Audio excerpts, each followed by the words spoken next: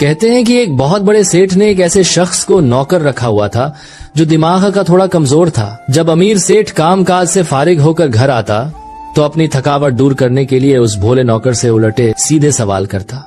वह बेचारा अपनी थोड़ी सी अक्ल के मुताबिक जवाब देता, जिसे सुनकर सेठ हंस पड़ता। इसी तरह उसकी दिन भर की थकान दूर हो जाती। एक दिन उस अमीर आदमी के जहन में ख्याल आया कि क्यों न इस भोले नौकर का इम्तिहान लिया जाए। उसने एक सफेद छड़ी नौकर को देते हुए कहा, यह छड़ी तुम उस शख्स को देना जो तुम्हें अपने से भी ज्यादा बेवकूफ लगे। वक्त गुजरता गया और वो अमीर सेठ बीमार हो गया। एक दिन उसने नौकर को बुलाया और कहा, मुझे माफ कर दो।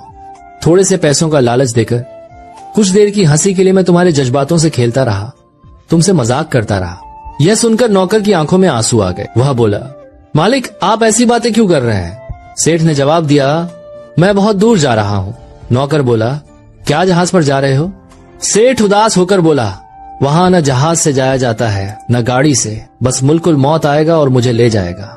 नौकर ने पूछा, अच्छा तो आपने वहाँ के लिए गाड़ियां तो खरीदी होंगी? सेठ बोला, नहीं। नौकर फिर बोला, नौकर चाकर होंगे और रहने के लिए बड़ा सा बंगला तो बनवाया होगा? सेठ ने कहा, नहीं, वहाँ के लिए मेरे पास न बंगला है न नौकर चाकर, वहाँ तो खाली हाथ जाना पड़ता है। नौकर ने पूछा, फिर आप वापस कब आएंगे? सेठ बोला, जो एक बार वहाँ चला जाता है वह कभी वापस नहीं आता, हमेशा वहीं रहता है। ये सुनकर वह भोला नौकर कुछ देर तक चुपचाप खड़ा सोचता रहा, फिर अचानक अपने कमरे की तरफ भागा। थोड़ी देर बाद वह वापस आया। उसके हाथ में वही सफेद छड़ी थी। उसने वह छड़ी अपने मालिक को थमा दी।